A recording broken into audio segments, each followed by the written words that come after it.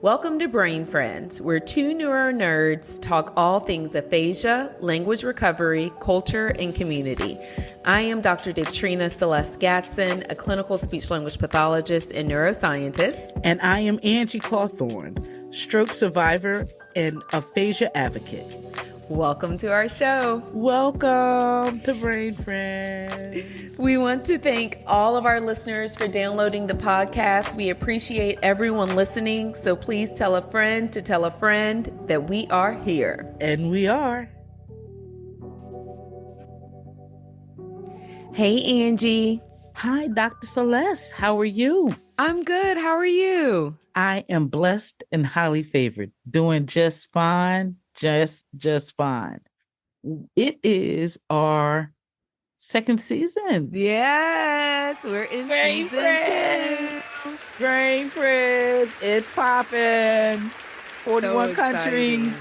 You know, we have listeners in 41 countries. Did it go up? Because last time, I've been repping 32 countries. So we're in 41. Wow, countries. Thank you all so much. Oh my goodness. And we're moving on to season 2. We are moving on to season 2. So welcome to season 2, everybody. Brain Friends. How exciting. Yes. And I'm excited because season 2, we're starting off talking about aphasia research. So true. So speaking of all of those things, we have to do a quick icebreaker because I heard that if we don't do an icebreaker, people be like, where the icebreaker at? Listen. When y'all gonna do the icebreaker? I was looking for the icebreaker. I got that feedback so much from our last episode of season 1 when we did sleep in the brain. A lot of the feedback I got was you guys forgot to do an icebreaker. So I have an icebreaker ready for us today. We have to come correct with the icebreakers. I didn't even know we still needed to break this ice, but I'm here for it. We will never leave y'all without it. What we got today? What we doing? All right. So today I want to know what gives you inspiration. It could be a person, a thing, an activity, but what gives you inspiration? My mother was very inspirational to me. She was everything. My mother was for people that never met her, I would say she's a cross between Eartha Kitt meets Lena Horne. Oh, wow. She had that sass of Eartha Kitt, but the class and the just grace of Lena Horne and the prettiness of Lena Horne. So my inspiration, she could cook. She was a great wife. She was a wonderful mother. She was just everything. And from Wilson, North Carolina, shout out to Wilson. But she always just did the doggone thing. So I am inspired. I'm going to have to give it to my mom's. What inspires you? Is there a person or a thing that inspires you to do what you do? Well, yeah, I have 2. Can I give you 2? Please do. So I would say from a research perspective, people with aphasia really inspire me. I think that sometimes the research road can be lonely. And so anytime, I get sidetracked, just realizing and knowing that there are a group of individuals out there that just continue to break barriers and survive this thing called aphasia and learn a new normal. And so I would say that that's one of my biggest inspiration, which is all of you. Oh, Dr. Celeste. And then my other inspiration was, have you heard of Mary Frances Early? I have not. So Mary Frances Early is the first Black American to graduate from the University of Georgia.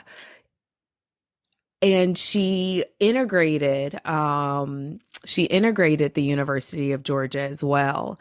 And one of the reasons why she's so inspiring is that when I was at UGA getting my PhD, I had the opportunity to sit with her, to have her pour into me, What? her hold my hand. Oh my. And I'll never forget one time when I was having some challenges, and she said to me, you know, they sped at me. They threw rocks at me so you could have this opportunity. So Wow. whatever is happening, Hmm. you can handle it because I help pave the way. Oh my goodness. What year did she graduate? Do you remember? Yeah, she graduated in 1953, I believe. And so because you were the first African American to do something out of that school Yeah, to I get. was. I was the first African American to graduate with a PhD in communication sciences and disorders from the University of Georgia. Yeah. It's the still having first for me. I'm just gonna. That is so she graduated in 53, and Miss Early was there at your and helped you through your collegiate career. Yes. That Yes. is so extra awesome. Right. And actually I stand corrected. She graduated in my apologies. She graduated in 1962. Wow. So just to think that in 1962, you know, that I had that she was the first and that I had the opportunity to sit in the presence of a Oh my goodness. first of a giant, you know, Yeah. in this century. Oh, that is super awesome. Is she still with us? Yes, Is she? she is. Hi. She is. Well, we gotta send her some stuff. We gotta get Yeah. some merch together so we can send Miss Early a t-shirt, a Yes, cup, something. Shout out definitely. to Miss Early. What was her Trailblazer. what was her major? Do you know? Music. Oh my goodness, I love Yep. it. So music education was her major. And ironically enough, they now have renamed the College of Education at the University of Georgia, the Mary Frances Early College of Education. And so just the point that essentially, you know, I was the first to graduate from now this school of education that is named after a trailblazer that Oh looks my like me. goodness. Right. That sat and held your hand and told you, baby, you go ahead and do this Yes. and just poured into you. Poured into me, Oh, gave me her personal phone number, so and good. just said, "You got it." And Oh, look me in my eye. I remember she held my hand and she said, "You look me in my eye." yes. Mm. Yes. I just wanted to drop a yes, ma'am on that. You get a yes, ma'am on that. Yeah, she gets all the yes, ma'ams. Yeah. Wow. So in your work, when you became because you said people with aphasia has inspired you as well. Mhm. What is it that let me figure out how to word this. What inspires you, and what's the most I mean about your work with aphasians? Like, what is the most rewarding thing about your work that you do, and what made you want to delve in on the aphasia research side? What drives your love for people with aphasia? Ooh. That's a good question. So, my background is in speech language pathology, and I was working as a travel SLP. I have two experiences that really shifted my work to aphasia.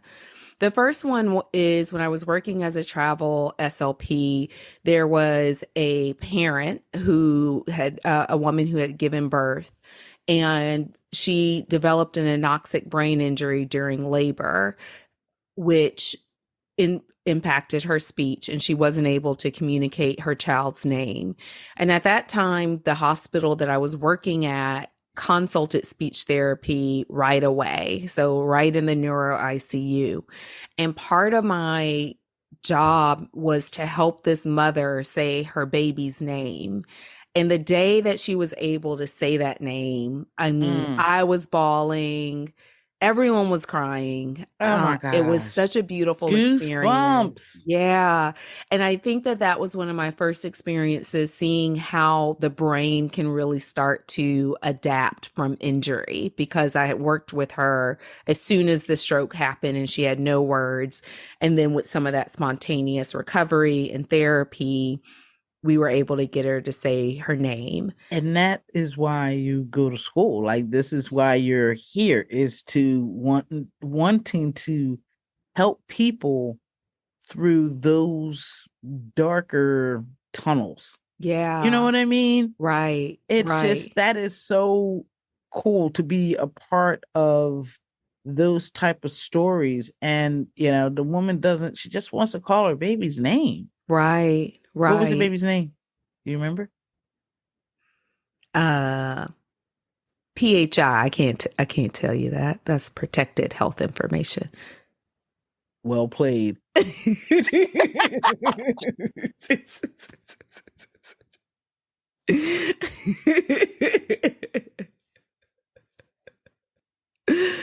The other experience that really set me off to go back and get the PhD. So that was when I knew I wanted to do aphasia.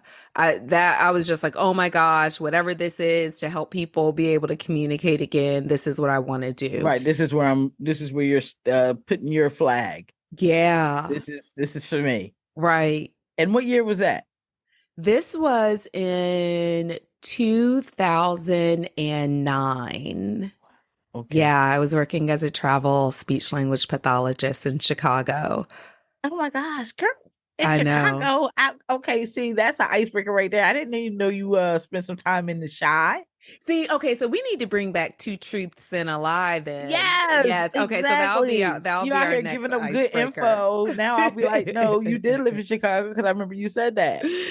Yeah. And then the other thing that really prompted me to go back for the PhD was that I was working as an outpatient therapist in the DC area, and I wasn't seeing a lot of information on functional treatment approaches, on African American stroke survivors, and what we really needed to do as a field to get these individuals back to work and back functioning in the community. And I kept complaining about it. And I had a mentor said, go back and get your PhD, which is what I did.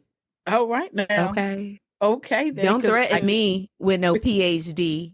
Because I will go do that so I can do this research on my people. It's funny. I was reading something today, and it said, like, it was for a medical trial of something, and it was like, but they looked at it, and what it was saying was they were spurting some type of information. They were like, this hasn't been fully looked at by the FDC or the federal government, but we have some data from 100 white women. And I'm like, y'all just, like, y'all couldn't find, there's no black people. There was no, just 100 white women. That was the whole makeup of all the people that they asked. And I'm just like, first of all, how is this even a story?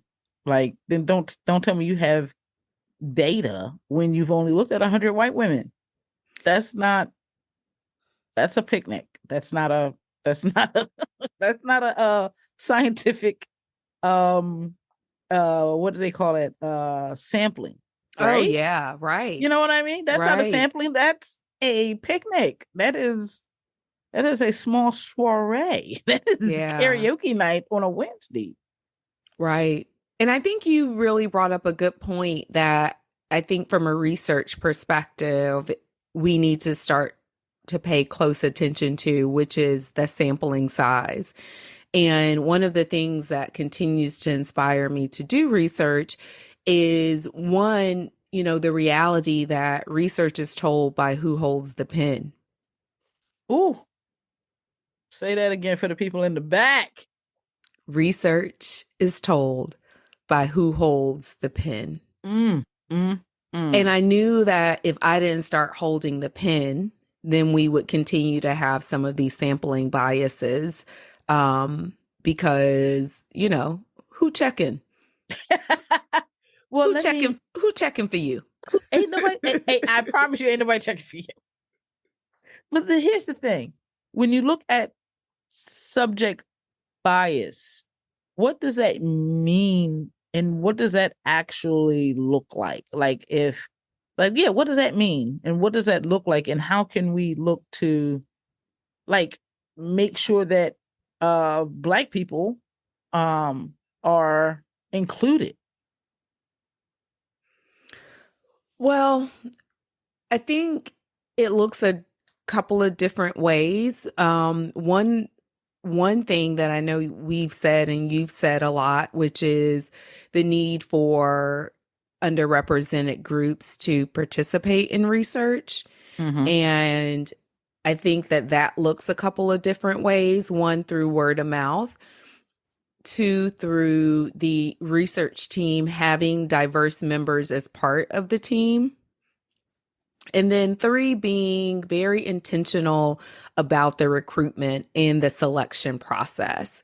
And I really feel like it's something that we all play a role in. Journal articles play a role because they keep publishing these studies that don't have, a sample that's representative of the US population. I Mm-hmm. think grant funding agencies play a role because they keep funding these research studies that don't have a good sampling bias. And then I think the survivors and the individuals who are being studied play a small role.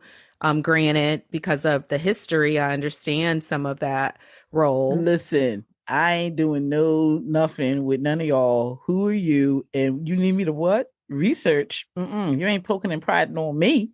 Right. We haven't always gotten the uh fair shake on, it tends not to work out for us. Mm-hmm. So when you start doing collaborations with people, um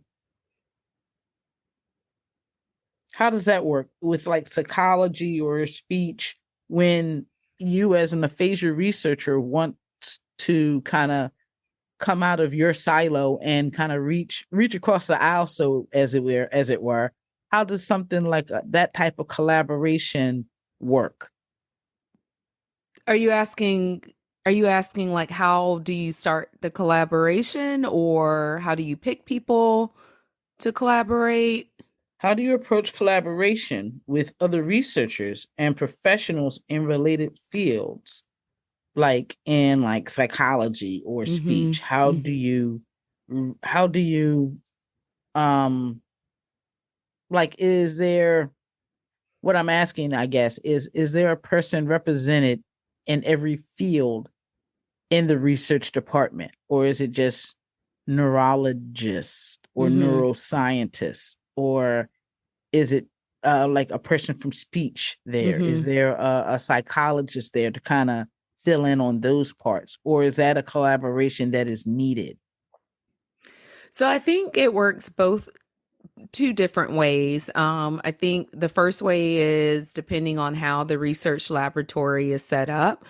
So for where I am at Georgetown, the lab is a neurology centered lab. The principal investigator is a neurologist. And so in that space, we have people from different areas coming through for collaboration, whether they're speech language pathologist or I have an upcoming collaboration with a neurolinguist, which I'm really, really Ooh, excited about. what's that about, real quick? So high level. High level, I love it. Dr. Sarah Phillips and I will be working on looking at some features of African American English in individuals with aphasia. The AA, what do they call it? The AAVE or AAE? Yeah, AAE. AAE. Okay. Mm-hmm. All right then. Yeah, so I think overall, one of the collaborations that I would love to do are more psychology related collaborations and treatment Mm-hmm. collaborations. And so I think it's just a matter of securing the funding and also making sure you're matched with individuals who have the same mission or same purpose. Okay. No, absolutely. And I think oh my goodness, what did you just say? What advice can you give to an aspiring aphasia researcher who's just starting out in their career? Like if they're maybe a SLP and they're thinking about making some moves, like you didn't see the research that you needed in order to do the work that you wanted to do. Somebody's in that same, in that boat right now. What is the starter pack that you throw their way to help them on their journey? That was a great Ooh, question. I think can we acknowledge that real quick? that Just was a good question. Yeah, a starter package. I would say definitely the first thing is to check your tribe. We talked a little bit about that in one of our other episodes about in reference to recovery, but I what's up, think brother Brandon? that Brandon. Hey, Brandon. um, but I think that it is applicable to even anyone facing challenges. And so one of the things that I would say is definitely have your tribe there because there will be challenges related to people not understanding your desire for this type of research or people even recognizing that this type of research needs to be done. I know when I started out, I was advised there were questions related to why I wanted to do this type of research and that, well, you can't just do it because it's your community. You need a Right. real reason. Oh, okay. A real reason. I can't. It's too much. It's too much. And, I say that and now I'm able to kind of like look back on it and, be grateful that I had a tribe to push me through. And really that tribe was me seeing other people doing the research that they wanted to do and not really understanding why I couldn't do what I wanted to do. Right, right, right. Exactly. And why can't I get that funding? Right. Exactly. And why can't, and their thing is, it really is a difference in the way different communities and sub communities or subcultures do and handle things. There's different verbiage. All of those things come into play. And why you wouldn't want to spend the time to research it all and, kind of looking at the difference between a picnic and a cookout, could be night and day. Exactly. It could be night and day. Somebody's got the half, what's that, the half of that barrel, or you got the Weber with propane gas. You know what I mean? But that's good barbecue coming out that barrel. That's some good barbecue. Do you know about the cutoff barrel for the barbecue? Like the drum? The drum. Yeah. Yeah. It's a barrel. Like Uh-huh. you can call it a drum if y'all want to, but anyway. Are you a good barbecuer? No. No, No. you just Mm-mm. eat. I am a taste tester. I like to make sure that it is okay for the people. Okay. Okay. And I do really well with being an assistant. So if you need me to bring you the coils or hand Right. you the things and I could do it really quick. The You things know what it is? you Okay, don't judge me. I think it's the smoke. Like I don't like smelling smoky. Okay. afterwards. It's this, you know what I'm getting? It's the same thing when you talked about softball.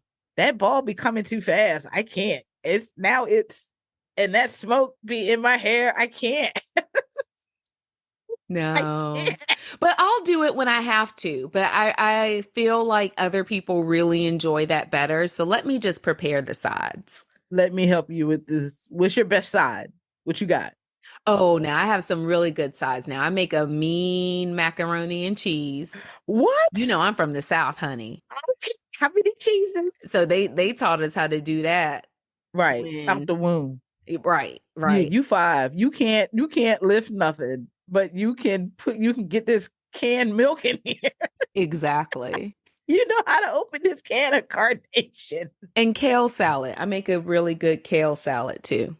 Okay, I don't know nothing about no kale salad, but that's why your skin looks so much better than mine, because I need to get up on this kale salad, so the fault is mine. Three ingredients. That might be a good episode or a Oh, good icebreaker. and that is a good icebreaker. Well, let me ask you this, because it's almost time to get up out of here. And I want to know, what do you hope to see in the future of aphasia research? And like what gets you up in the morning to continue the work that you do?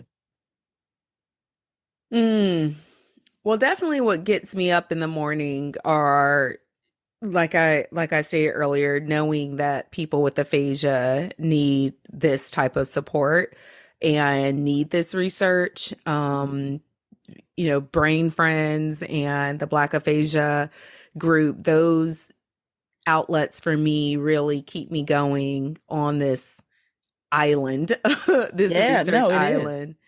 island. But I think one of the things that I really would hope to see is more research that is considerate of differences in socioeconomic status and how that might influence recovery, more research that considers the patient's desires through patient-reported outcomes, and then more research that is, in my opinion, practically like feasible to actually do in the clinic, given insurance demands and time demands and some of these other factors that, I always say you can have the best research project in the world, you can have the best aphasia treatment, but if practitioners aren't able to implement that in the clinic, either because of skill or because insurance won't pay for it, then we continue to have a Round and round deficit. we go. Round and round we Exactly. go. Exactly. And we're not making any progress. We're just running. Right. Right. Well, let me ask you this. The research, like the challenges that are facing aphasia researchers today, what are some of the bigger challenges that you see that pretty much need some attention?